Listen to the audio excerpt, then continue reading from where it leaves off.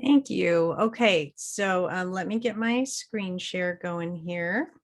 And hopefully everybody has the link that was in the presenter information. If not, we can throw that in the chat. And notice at the top, sorry, distracted by getting my screen up here. Notice that at the top of this page, there is a little button that says session starter.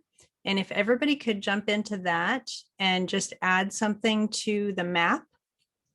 If you need some additional instruction on how to do that, this little tutorial actually just pops up a Google drawing that shows how to put a marker on the map. So if you have never done that before and you're not sure how to do it, jump in there and you can see those directions. But sorry, wrong tab.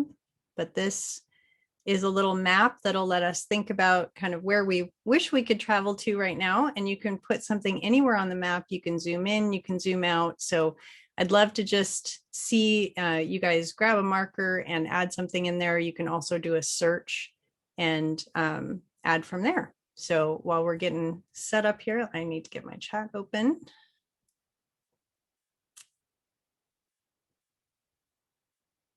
Is the one thing about not already presenting before the session starts is that then I don't have all the little Zoom windows set up correctly. All right, good to go.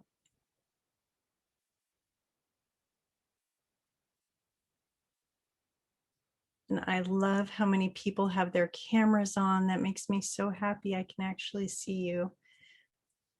So if you see me looking over to the left, my left, that is because that's where I have Zoom set up over on a different monitor, so I can kind of see what's going on there. And then the right side is where I'll be working from primarily. So just in case anybody needs the link, I'm going to drop that in the chat.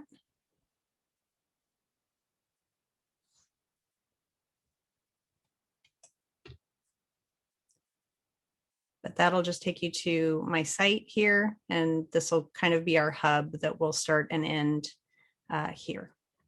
All right, hopefully everybody's getting a chance to add a marker. While you're doing that, I'll go ahead and introduce myself. So we are today talking about meaningful connections in distance learning. And if you've looked through the presentation a little bit, you'll notice there are a lot of slides. We are not going to cover all of those slides. My goal is to get through about the first 20, where we're not focusing so much on the tech side of things, but on strategies for making connections. But I did leave all of those extra slides on there because they have resources for you for using different tech tools to accomplish these goals, and wanted to make sure you had a ton of templates and things like that. And I'll also show you around the resources on my site because you'll have access to that as well. Okay, so my name is Vicki Anderson. I'm an instructional technology coach and associate professor out of Scottsdale, Arizona in the US.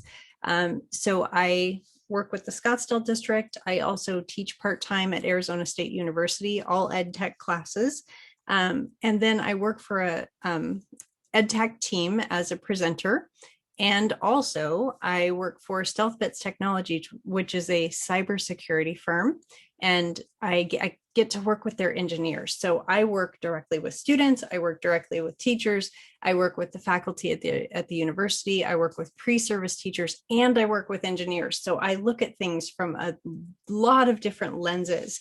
And hopefully that'll give me some insight where I can share some information with you. All right, my contact information is here. You're always welcome to hit me up anytime and ask questions. I'm pretty good about responding. And if you ever just need a one-on-one, I'm happy to do that too. Like I can just meet with you and show you how to do something, and off you go. So, all right. Couple tips before I jump all the way in here. One is if you're working off of a single screen, a lot of us are working off of laptops, things like that. Couple of tips here for jumping between tabs. You can't see what I'm doing, what you're doing at the same time. Sometimes splitting your screen can be kind of disastrous and messy, but there is a little extension called Dual List. If you're in Chrome, you can just click on that, and you can add this to your extensions bar right up here. I'm going to collapse my bookmarks so that you can see just the extension. So that lower bar was my bookmarks. This right here along the side of the URL, this is actually my extensions. So anything you don't see on this bar is going to be under the puzzle piece, and you can use any of those extensions at any time. So keep that in mind, that there are little tools like that. So dual list is this one right here. And you can just determine how much of the screen you want to take up with one part of your window, and then it'll split it for you. It's super simple, really quick, just a nice little tool there. So I always want to talk about that before we get started in case you need to split your screen. That's a really easy way to do it. And then the other thing is make sure that you are actually signed into Chrome. So that's going to be this icon way up here at the top. So if I open a new tab, I can see that my icon is down here inside the window, but it's also up in the URL bar here. So this is the one that I want to make sure that it says sync is turned on, because that's going to save all your extensions and your bookmarks and everything else. Okay, enough introduction. Let's jump right in. So we're going to talk about some strategies here for setting expectations, having solid communication, and then building relationships. And of course, we want to keep in mind that it's not just relationships and communication between you and the student. The students need to be building those relationships with each other as well. So no matter what, age level or grade you teach, we still have that need for socialization. And if your students are, at a distance, especially, they're going to need to make connections. So we want to think about them connecting with your content, but we want to first focus on you and the students connecting, and the students connecting with each other. So that's what we're going to focus on today. All right. So first thing is setting your expectations. Expectations are the primary focus. Like, we have to have that in order to set up everything else. So in order to set those expectations, you can have something like this that you can display on your screen or share in your Google Classroom or on Canvas or whatever you're using. And this one right here is an image. So if you click on that, it'll open as an image and you can use that. But I thought it might be helpful to have something that is editable. So these ones, both of these, are different ones that have been shared out among my trainer groups and Facebook groups and everything else. And you can make your own copies. So if you click on either one of these or both of them, it's going to prompt you to make a copy. So this one shows the template first, so you can kind of take a peek at it. And if you decide to use it, you just hit use template up there in the top right corner. It will generate your own copy. So you own this one. And then to use this, you can just go ahead and, click in here and type in the text boxes. You can change, of course, the name. You can take these little icons off to the side and you can move them in. You could either replace the numbers with them, or you could even remove the numbers altogether if you wanted to go a different route, but it just kind of gives you a template to get you started in setting those expectations. This one here I love. So whether you're on Meet or on Zoom, there is a page for each. So there's a slide for Zoom and a slide for Google Meet, and they're set up exactly the same way. And the third slide on here is actually a tutorial on this. So this was posted by Ann Charleston in one of my Facebook groups. And she just, she was so excited that people liked the little Bitmoji thing that she did, that she made a little video for it. So this is made up of just shapes. So all of this that she created is entirely based on your insert menu up here. This here is just a big arrow. So if we go, shapes, and we go here, it's arrows, and it would be this one right here. And then she just elongated it to make it more of a square. You can see that the ribbon is right here under callouts, so this ribbon right here. Callouts also, she has the rounded edge right here. And then if you wanted to use this, you could literally just take out her Bitmoji And if you have the Bitmoji extension, you could bring one in of your own and just drop it in there. So just do that by dragging it over and then resizing and that kind of thing. So I could put mine in there very, very easily, and you can even just do one and duplicate them onto the other slide. So those expectations, having that set, having your students know what you want from them, being very clear, being very consistent, those are going to be the things that set up your ability to have a good relationship and a good communication with your students. So make sure that you really think about what your expectations are. If you haven't set them, talk to your students, let them come up with what the expectations are and set your norms. Okay, another thing is that students need to be comfortable coming in when we're doing virtual meetings and things like that. Having that comfort level for your students, that they know what to expect, they know what's coming. And one of the ways to do this is with just kind of a waiting room, slide presentation, or something that you can just post up, share your screen, have it there even before class is supposed to start. So this one has a little video timer. It's just a YouTube video. If you ever need a timer for anything, just go to YouTube and search for timers, and you can find them with music, without music, with alarms at the end. I had one that was really cute. It was like a dog, and then I realized at the end it goes into this like raucous barking, and when kids are at home, that causes a lot of problems. You don't want to have the dog barking in the homes where the students might have pets of their own. That can cause some issues there. So you can click right here to just make your own copy of that one as well. Again, you can see the template. We've got it set up as use template, and you can see it just like you start it whenever you're ready. It'll count down that amount of time. So if my class starts at 8, I would start this at 7:50, let students join. They've got a list of what they need to do.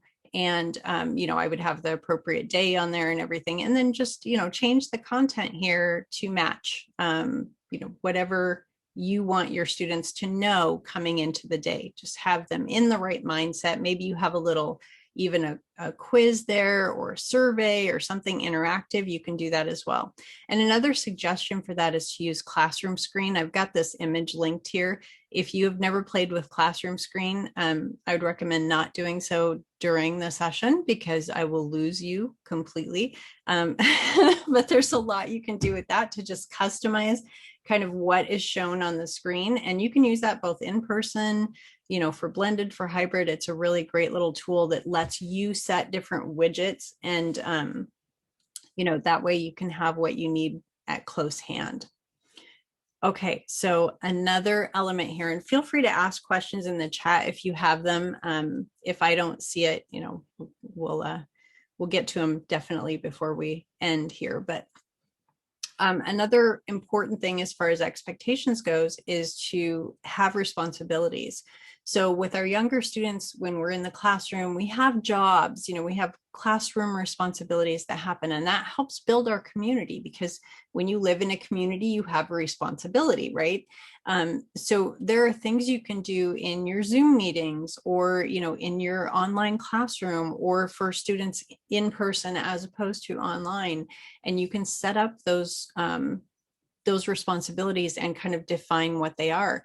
I know that one of the more important jobs when you're in a Zoom meeting is to have a student that you can trust, who, if the teacher gets dropped out of the meeting, what happens? Like, there needs to be someone who knows, okay, my responsibility is to say to everyone else in the class, all right, we are going to wait for 3 minutes. If the teacher does not return in that time, we are going to close this meeting completely. And then, she will tell us when to come back in classroom, or something like that. Like, have a strategy set up so that if the teacher drops out of the meeting, the world has not ended. Okay. And again, there is a click here where you can make your own copy of that. And there are a couple of pages of this one, and you can edit it and make it your own. Anything I share with you, you can make copies. You don't need to request access. Just make your own copy of anything you want. and then you can do anything you want with it. Okay, so next I want to talk about student check-ins.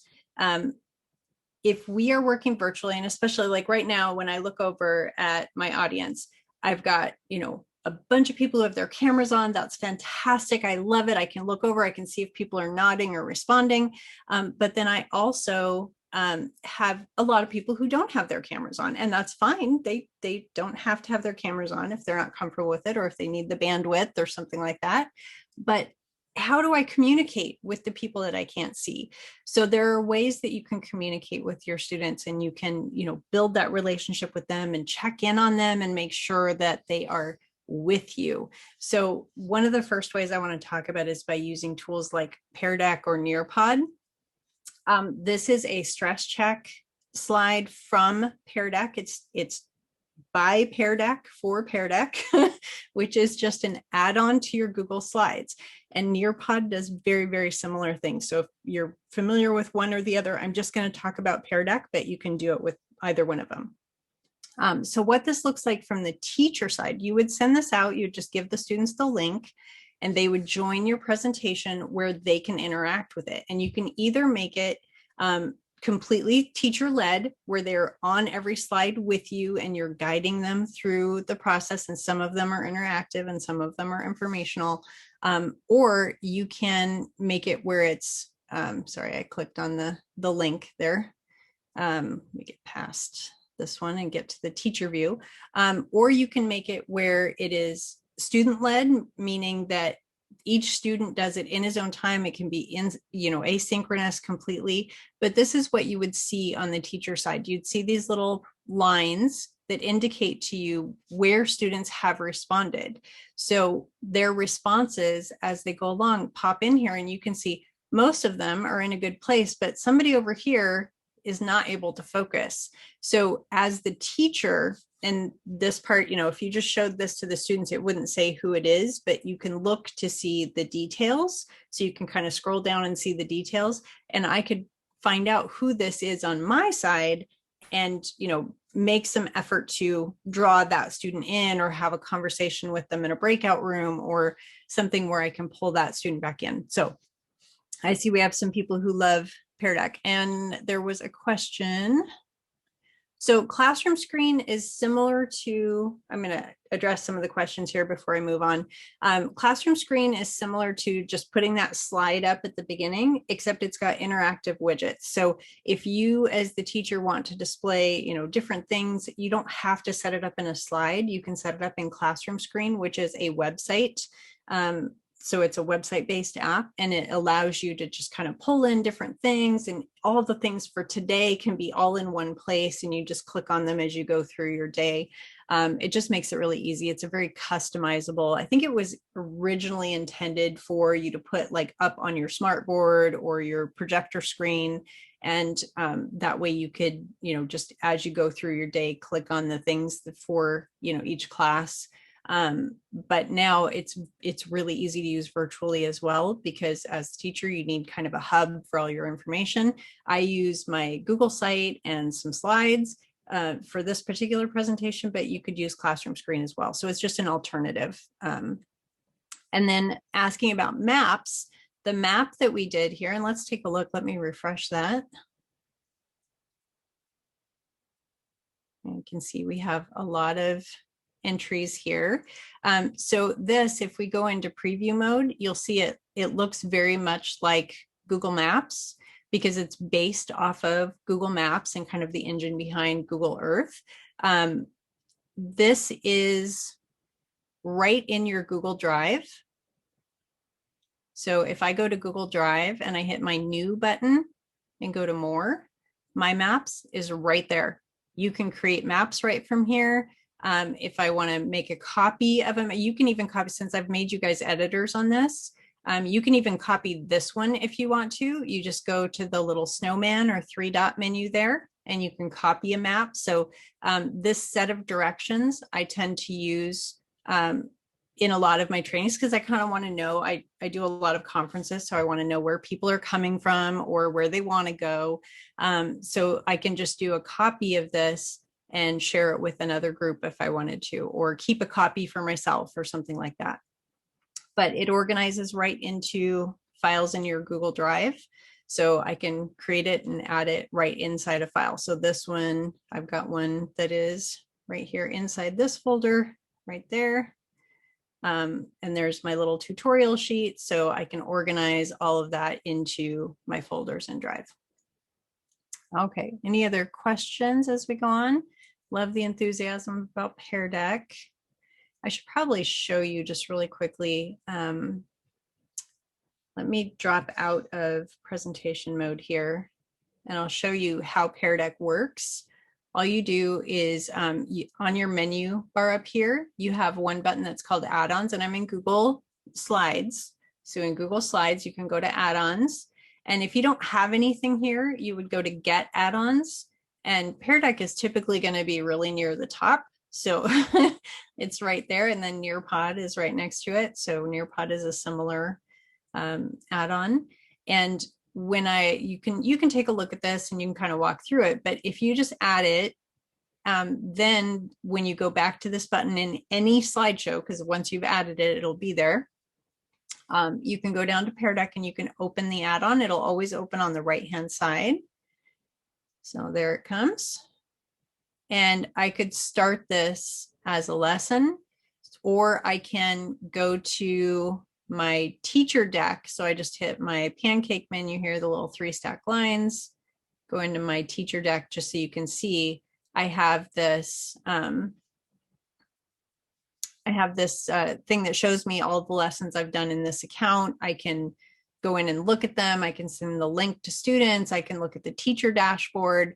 So, you know, I can go into this really easily. And further down in my slides here, where is it? If I go back to slide 10, right here, it shows you further down in the presentation starting on slide 35 that I'm not going to get to today. I have a bunch of additional information on Pear Deck if you want to explore that more.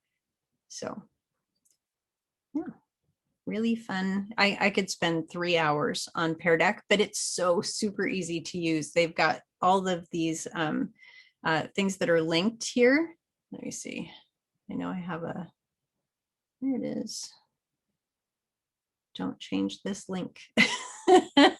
But they have a teachers give teachers kind of thing like HyperDocs does, where there's a whole orchard full of templates. They call it the orchard, and you can go in and you can gather any templates you want to use, or you can just like from the add-on right here. My mouse is a little fidgety. You can add questions directly into any slideshow. It doesn't have to be one of theirs, or you can go into their template gallery right here and you can just grab a specific slide. So if you needed, you know, a social emotional learning, something to let students say how they're doing, you could just click on that and it will literally insert it right into my presentation. So all I did was click once and it's turning it in there. So there's one. Now it's part of my presentation. You can see it right here. So it's that easy. And then you just start the lesson. You give them a code. You can even drop a link directly in and, you know, it'll take you in there. Okay, let's see. What other, we had a couple other questions.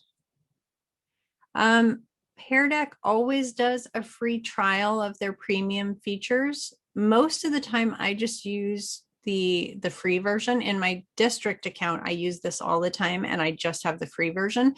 This is my trainer account. So I think I have the full version in this one, but there are really only a few things that you don't get if you're in the free version. There are 2 question types that do not work in the free version.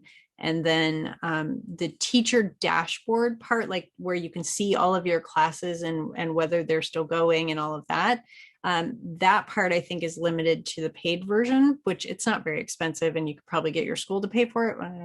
I don't know. But you can still see your student responses on everything in the free version. You don't have to have the teacher dashboard to do that. So let's see, Pear Deck. Pear Deck is great. Okay, it looks like we are looks like everything's been addressed there. So let me jump back in and we'll go on to emoji because I want you to tell me how you're doing. And we're going to take a look at how you can do that with emoji. So temperature checks are a little different than student check-ins. Student check-ins, you're going to get a little more information. You want them to be kind of interactive.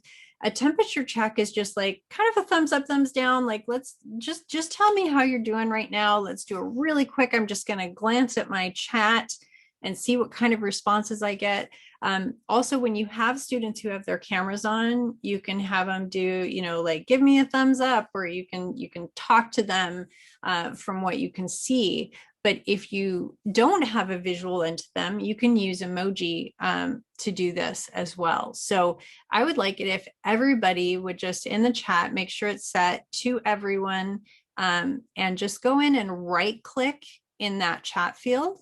And up at the top of the right click menu, you'll see emoji, and you can select an emoji that shows how you feel. So if you're a little overwhelmed or you're not doing great, you could do, you know, maybe something more along the lines of this last column over here. Or if you're just loving the information, you know, you can, if you're a little lost, maybe, you know, mind blown or something like that. If you're not seeing emoji as an option when you right click, the next slide shows a bunch of different ways that you can get to emoji on different devices. Or if you just don't see it, maybe your district has it turned off, there are some workarounds where you can copy and paste characters from a variety of sources that are on the right side of this slide. So, all right, I see some happiness, some thumbs up, some maybe lost a little bit. All right.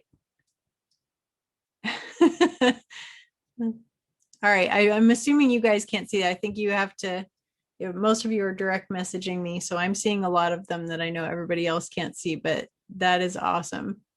Looking good. All right, for the most part, people are happy. That's good to know. And if you have questions, like I said, if I'm going too fast, anything else along the way, let me know that too. I'm going to drop down where I've got full screen going here, but I'm going to make it so I can see my tabs again. If you've never used your presenter tools, by the way, in Google Slides, use your presenter tools. These little things on this bar, you've got a laser pointer so you can point things out. And of course, I just switched slides instead of using my laser pointer. But when you hover down here, the Q&A allows your students to not only ask questions, but to upvote them, kind of like you can do in Zoom and in some of the paid Meet features. So you also have closed captions that you can turn on, and you can set like where they land, and they work really well. You can just jump in and now it's saying everything that I say in captions. And you can turn that on from your side in your Zoom, of course, as well. And just in case you notice this little bonus down here and you're wondering what it does, this is what it does. Yay! If you just need to celebrate, you can use a confetti cannon and you can celebrate when a student does something fantastic. So all I did was click on this little extension that's called confetti cannon, and it just throws confetti all over the screen. I love it. It works, and the kids love it. If they get to earn a confetti cannon, I mean, that's pretty huge. So it's a really great little incentive, again, building that community and that kind of joy within your students. I'd say alternate to the keyboard shortcuts for just your built-in emojis. My favorite is probably the Joy Pixels extension, because I can go right up here and I can just very quickly grab either one of the ones I've used recently, or I can kind of scroll down through different categories, or I can switch. Like if I know what I want is an animal, I can switch over to animals. If I need, you know, an icon or a symbol, as soon as I click on anything. So if I click on my rocket, notice it says it's copied. I don't even have to copy it. And then I can go in, and this is fantastic for your chat. If you just want to draw attention to something, I always do this. I'll put emoji in front of my text so that it draws attention to the things that I'm putting out there. And a lot of teachers will have like one specific emoji icon that is always for the teacher. Like students aren't allowed to use it. It's like this indicates that the teacher is talking. So the rocket ship is one that I use a lot because it's very recognizable. But yeah, that one's really easy to use. And if you click away from it anywhere, it'll collapse. So that's Joy Pixels. Okay, so the next thing I want to talk about is calling on students. So if you are, especially in this blended environment, it's a little different. You can't look them in the eye necessarily or tell what they're doing necessarily. It may look like they're looking at the screen, but maybe they're, playing a video game while you're talking. Another thing that a lot of teachers will do if they're in a camera on situation is say like, okay, everybody who's looking at me right now, do this, and just do, some little motion that if your students do it right away, you'll know they're actually looking at you while you're talking. If they are on another screen and they're just listening to you, babble on, then, maybe they don't see what you were doing because they weren't actually looking. So that's another way you can kind of temperature check and make sure your students are paying attention. When it comes to calling on students, I have just a couple of strategies here, and then we'll move on to other things. But one of my favorites is the randomizers that are built into Flippity. Have any of you used Flippity? If anybody's used Flippity before, go ahead and put that in the text in the chat. Just let me know if you've used it. I got some no's, some yeses, a lot of yeses. All right, that makes me very happy. I'm surprised because a lot of times when I talk about Flippity, people have not used it before. So I'm really happy that a lot of you have. Okay, so it is linked right here. And Flippity just uses a simple Google Sheet and they provide you with the template. All you have to do is copy and paste your list in there. And you can do any of these things just with a simple Google Sheet. And you can even, for a lot of them, there's a tab over here that says skip the spreadsheet. So there are a lot of them where you can just plug in your list and just immediately do a word scramble or, play bingo or something like that. And you don't even need a sheet to do that. But when you're calling on students, one of the great things is this random name picker here. So there is a demo set up on all of these, so you can just kind of see it before you go to the trouble of making one of your own. So they've got one with some names filled in. All I have to do is click and, it chooses someone for me. So I've got my randomized names. A lot of times I'm asked, well, what if you only want to call on somebody once? Well, there are ways to do that with the spinner. Like you can actually go back to your spreadsheet and remove a name and refresh this screen, and it'll update so that name is no longer on there. Oh, you use WordWall. I like that. WordWall's on my recommended apps as well. So I'm glad that you're using something that works for you. You can also, if you want to eliminate names or you only want to call on somebody once, you can do a single name where you're scrolling through, or you can do a lineup where the students can actually see who's next so that they can prepare to be called on, that kind of thing. So, and you can, at any time, you can shuffle that up, you can make it full screen. You've got some other tools there. But if you want to take your class and split it into groups of 3, you can do that. And then if you realize that, Kate doesn't work well with Meryl, so maybe we switch Kate for Spencer, all I did was click on one and click on the other and it flips them. Or I can reshuffle the whole set. And if instead of groups of 3, I want to do 3 groups, I can do that as well. And still I can switch names out just by clicking on them.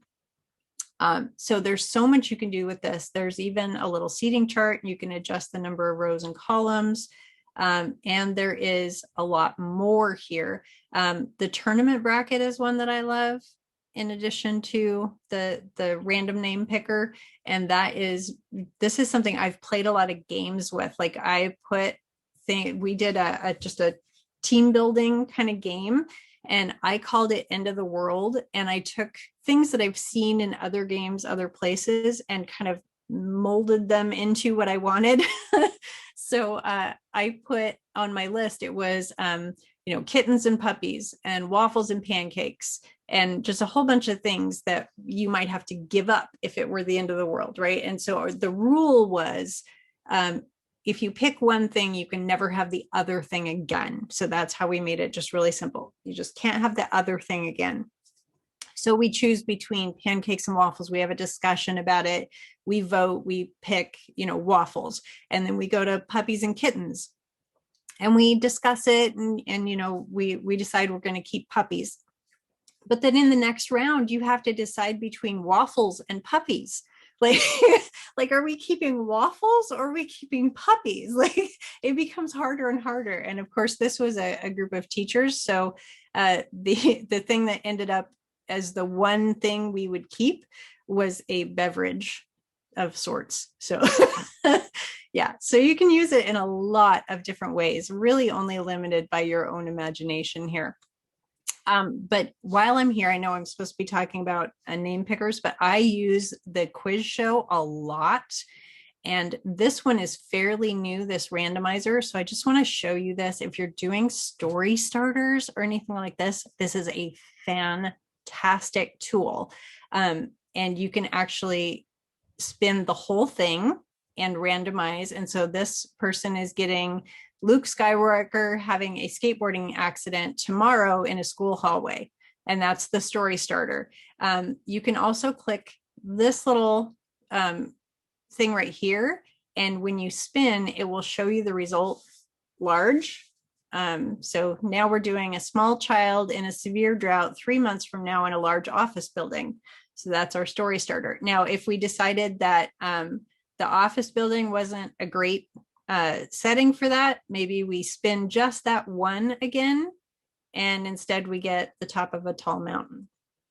So as you can see, there's a lot you can do with this, and you can customize these. You can put anything you want in them.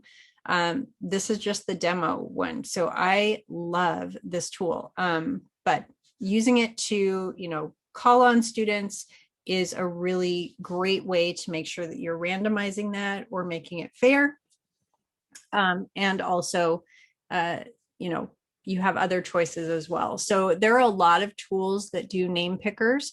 If you're using Google Classroom, keep in mind that it does have in the mobile app only. So for Android and iOS in the mobile app, there is a little icon right here that lets you do a name picker, and you can say next, you can say call on later, you can indicate that student is absent so that it doesn't come up again in the same day. So you can use that too. And I always have my phone nearby, so you could do a random name picker from that and not even put it on your screen, where you just use it to call on somebody. So, all right, any questions or anything? All right, yes, there are so many great tools in Flippity. All right, this one is near and dear to my heart. So I was a high school English teacher for 20 some years. I taught mostly seniors, and the research writing process was very painful. And it was my entire life for a semester every single year, because I would sometimes have 180 seniors doing research papers at the same time. And I had to read all of them and I had to give feedback on all of them. And it took me forever. It was every moment of my life. And I carried papers with me everywhere I went.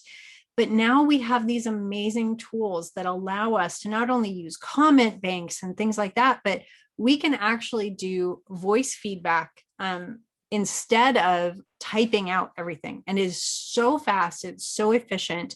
And you can even go a step further and you can do screencasts of your feedback and make it so super personal to your students. And it's very meaningful to them. So I want to show you a couple examples here.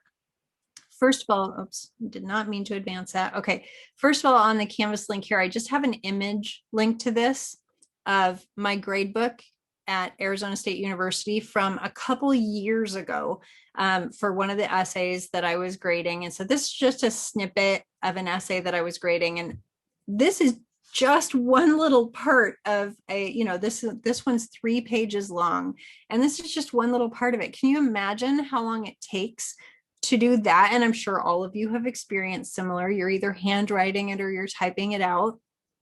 But to do all of this takes so long, where I could just record a voice recording and say, okay, here's what I'm seeing. Your word choice needs to be improved. You definitely have some punctuation and citation issues. And so you just kind of list off those things, but do it in that compliment sandwich where you're saying, wow, you really got some great content in here. Maybe work on these 5 things, and then, give them another compliment at the end. I'm so glad that you turned this in on time and you're doing a great job. Can't wait to see the next draft, and then you've given them this really quick voice recording that lets them know. Now, if you do it in a screencast, you can actually, instead of having these little markers, you can put their work in front of you, scroll through it, like point to things and record that as you go. And you can have yourself as a webcam if you want to, or you can leave yourself, if you're in your PJs and have your hair up in a bun, no big deal. You don't have to be on camera. You can still give them very personal responses. When the students see that response is so personal to them, it's a lot more meaningful, and it helps you have that connection with them. So I really believe in using these tools. So rather than doing this, I would really recommend, and I've got a link here. You guys won't be able to click on this link because it's to my classroom, but I wanted to show you this example. So this is, student work for a little weekly journal assignment. This is just a demo account, so I have one in here. But I can go into the grading portal for this essay, and I don't know if a lot of you are using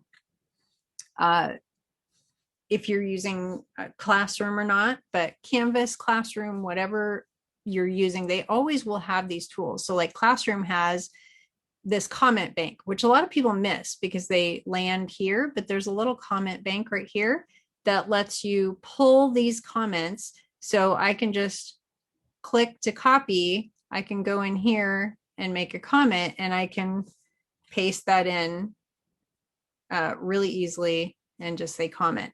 You can also search for comments you've already made by using the colon and then starting to type something in, and it'll bring up suggestions for things that you've typed before. So even if you're not really using a comment bank, you can do that. But you can do similar things with Moat. So if I select this, like this obviously has an error right here, right? So if I select this and I add a comment, when I have the Moat extension added, I can click and it will automatically start recording my voice. So I can say, look at your agreement here, kind of check your sentence structure, make sure that you are always, proofreading your work before you turn it in. And then I just hit done. And it records that as a voice recording. So as soon as I hit comment, my students now have a voice recording. It will automatically start recording my voice. Okay, so they have that there that they can refer to, and they can replay it. And that, whenever you record something, it gives them the opportunity to look at it again and to replay and to, kind of renew that information or go just to the part that they really needed to see. Or if you showed them how to do something, they can go back and play that back on the screencast. You could also throw in the private comments over here, you can throw a link to a screencast, or you can, do a Moat recording over there as well. So just some little tips for that, make sure you're using the feedback tools built into the products that you're using. If you use Google Docs, use suggesting mode, where you can actually type things in and they can see it, but they don't have to accept it. So only the teacher has to have the extension. I have talked to teachers who are using it where they've had it pushed out to all of their students as well, which can be done from the admin console, or you can direct the students to go download it. But you can make it so students can respond to each other that way as well. But essentially, yes, the teacher just has to have it. The students will get the recording and they'll be able to see that. I'll show you what it looks like from the student side really quickly. I know we're going to get low on time here. I think we're at our 15-minute mark. Yep, she just gave me a warning, 15 minutes. All right, so if I jump to my classroom here, this is where I'm a student in the class I just showed you. So I'll go to classwork tab, weekly journal. And here, now I haven't returned it, but I think I've got some comments on here. I think it's this one. No, sorry, I should have looked ahead of time.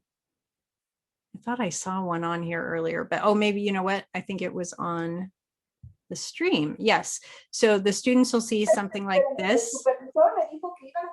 Oh, we got a mic on. All right. So if you don't have the premium version, the students will get that little link and then they can just go in and play the audio right there. And it even prompts them to add the extension to Chrome. So if they don't have the extension, or if you don't have the premium version, just the free version, they'll get a little link. It pops them to the recording and they can see it right there. All right, I hope there aren't any questions that I missed there. Comment bank, the comment bank, you create it yourself in Classroom, but you can enter a bunch of things at once. Like you can copy and paste all of your proofreading marks, or if you make a comment to one student, throw it in your comment bank, and that way you have it to use with other students. That way you're not typing the same thing over and over and over and over again. So, all right, and then Screencastify is what I recommend for video feedback, but you can use, like, this is Screencast-O-Matic. I've got Loom on here as well. Loom is another little circle thing. Screencast, oh, there it is. Loom is right there. So you can use any of those that will allow you to screencast. I love Screencastify because I've been using it just for so long. And you can just click on it here and it'll automatically just, I've got it set up, desktop, microphone, record. I would just hit record and it would do my screencast right there. It gives me a link from the file in Drive, and I can share that directly in the comments just by dropping that link in. All right. So we've got one more topic here that I want to talk about before we wrap up. And that is basically student to student. So we've talked a lot about how you can kind of make that connection with your students. Remember, they also need to make that connection with each other. So there is an article here. There was an article linked to the word feedback as well on the first feedback slide. So if you want to look into or actually that one is a presentation from another presenter that shows how to use those tools. And I borrowed it from Fernando because he said I could. But this article links to one about engaging and interacting in a hybrid classroom where you have some students in person and you have some students online. So that could be really useful to a lot of you. But keeping in mind that we want to have all of those connections kind of building in, we really want to make sure students are discussing. And I'm going to just show you the tool that made the biggest difference for my ASU courses. We used to have our students do, Blackboard or Canva. We had Blackboard and then we switched to Canvas. We'd have them do discussions and, we'd give them an article to read and say, respond to these prompts. And they would put the bare minimum in there that they knew they could get away with. And their responses to each other were always, like, yeah, I agree. Great point. Or something. I mean, just no depth to the conversation whatsoever.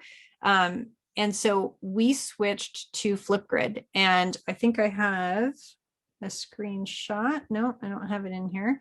I won't show you an example just because we're running low on time, but essentially students record their responses and they are on video and they are personally responding. You can see their face, you can see their reactions, and they're telling you how they feel or what they learned or what they, identified with in what they read. And then the students watch each other's videos and reply with a video also. So they are seeing each other, they are connecting with each other. Even though they're asynchronous, they're not doing this even at the same time. And they're not in the same place, but they can see each other. There's so much more of a connection being made with my students now, where they actually have conversations and they know who each other are because they've seen that person. It's not just a picture or a blank black box on the Zoom meeting or the Meet. So, Flipgrid has been really essential for ASU, and we've been doing this for years now. So there are links here. There's a link, let's see, on this one at least, there's a link where you can jump in and take a look at Flipgrid. It is free for educators. So, jump in, give it a try if you haven't used it. Okay, and we're at the 10-minute mark or just beyond. Let's see. I thought I saw a question. I can't make the link work on slide 19. All right, let me exit here. Slide 19. Is it this one? Oh, you might be clicking on the text. You have to click on the box. So any shape that you make in a Google product is automatically a text box, but if you click in the text, it's going to think that you want to try to edit the text. If you click on the outside of the box, you'll get the link to the article. Okay.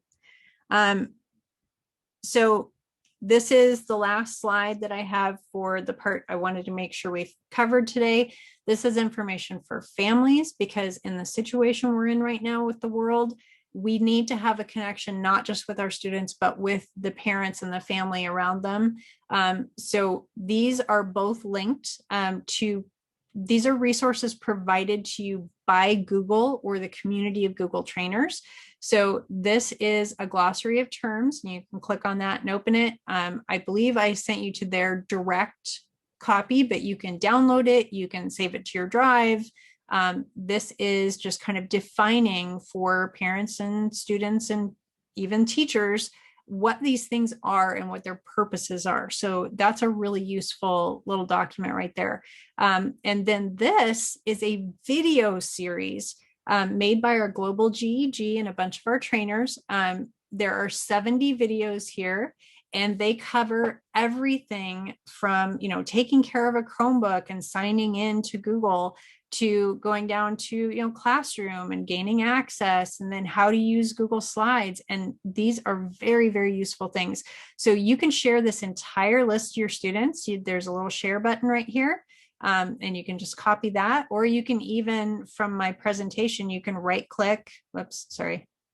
Don't need to right click when it's in edit mode. You can just make a copy of the link right from there as well. So just keep that in mind. You have this information for families, and I'm going to walk you through some of the other resources I have for you here as we close out. So I don't know if there's an evaluation you have to fill out or anything, but I'm just going to keep talking while we do that. And you can put any questions that you have in the chat and I'll try to address them. So the resources I'm leaving you with, some suggestions for synchronous activities. So things you can do together in an online or in-person environment. Again, I've got Flippity and some suggestions there. Quizzes, I feel like is kind of the best of both worlds right now for quizzing platforms, because it's similar to Kahoot, but a little less like jumpy. And it also has some of those features that I used to love in Quizlet years ago. So like it's kind of brought those things together. Can you put music in Pear? You can put music on your Google Slides, and Pear Deck just runs off of your Google Slides. So I think the answer to that would be yes. You can do it from the teacher side at least and play it over your speakers. But you can insert sound just right here, insert audio, and it'll give you a little speaker button. So quizzes is one. This is linked down here. And then this is a set of suggestions for using your G Suite tool, Google Workspace for Education now, as of the 17th, tools that will give you more access. So I have linked each of these to my workshop page for the topic, because I do training on these things a lot. So you're welcome to go into my site and explore anything in there, make copies of anything in there. You do not have to ask for access. You can get to any of it. So 4 of my presentations are linked there, my website pages. Yeah, yeah, I completely agree, Carla. I see it happen a lot. So HyperDocs, I've got linked right here to the official website, but a HyperDoc puts the learning in the hands of the students. You essentially take your lesson plan and you pack it into a single page and you walk them through like engaging in the material, exploring the material, coming back and explaining what they've learned, and then applying that in some way and giving them some ways to extend that knowledge. And then I'm in a lot of Facebook groups that share resources constantly, and you guys get the benefit of all of that because I'm going to share all of it with you. But slides, Jamboard, and drawings, we get a lot of questions about why you would use one over the other. So I made just a little kind of chart here to explain what each of them does individually, but also the capabilities that overlap with all of them. So some additional tips and tricks like voice recording in Google Docs, doing collaborative, choose your own adventure slides, turning worksheets, PDFs and things like that into, editable items on Google Slides. You can convert pictures and PDFs and everything into Google Docs. Just by right-clicking on them. You don't even need an extension or anything. And then one of my favorite little templates, using a passport template to do virtual field trips where the students can kind of create the pages of their passport as they go. So I've also got the Explore More down here, which gets into slides and a whole bunch of templates and things that I'll just let you explore on your own. And then what I really want to do here at the end is just show you the rest of the resources I've put on my site. So let's see, I do workshops constantly. You can always keep an eye on my website. I work with Ed Tech Team a lot. So if you look for their events, like they have a conference coming up pretty soon, Untamed Learning. But yeah, and I'm happy to share anything I have. The entire purpose of what I do is to give it all to you. So down at the bottom here, I have a couple links and some of the updates. This is brand new. One of my co-trainers put that together, so I just added that. But if you notice on my training topics page, I have a ginormous list of training sessions that I do, and these are just the ones I've done since I started my website about a year ago. But you can click on any of those and go in and explore any of the resources. Most of them will take you to another page on my site that has more info. I've got some graphic design information and things here on my demo slams. My toolbox is where I gather all of the web apps that I love. So hopefully you will get a chance to go in and play with some of these, but like somebody mentioned, which one was it? Somebody mentioned one of them. One of them that's in here, WordWall, I think was the one that was mentioned. So all kinds of different tools and a little bit about what they do and what they're for. A year ago, I started this COVID-19 page and it kind of blew up and went out of control. So it's kind of messy and I apologize for that. But a bunch of my Facebook groups are listed here. The tech tool for families, some additional templates that I've gathered from all over the place. But I think the page that you're probably going to be most interested in, I do have my tips and tricks here as well. So if you ever need tips on that or just a little comic relief, you can jump to tips and tricks. But this curriculum page is the one that most people really love. It's I add to these folders every night. I take an hour before I go to bed every night and I add things that I gather from around the world, and you are welcome to use any of these. The ones at the bottom are multi-curricular, and then we've also got some seasonal stuff. So, or also if you want to contribute and share things around the world, you're welcome to send them to me and I'll add them to my site. So thank you so much. I hope the resources are helpful to you. I hope you're making connections with your students, and I hope you enjoy the rest of the conference.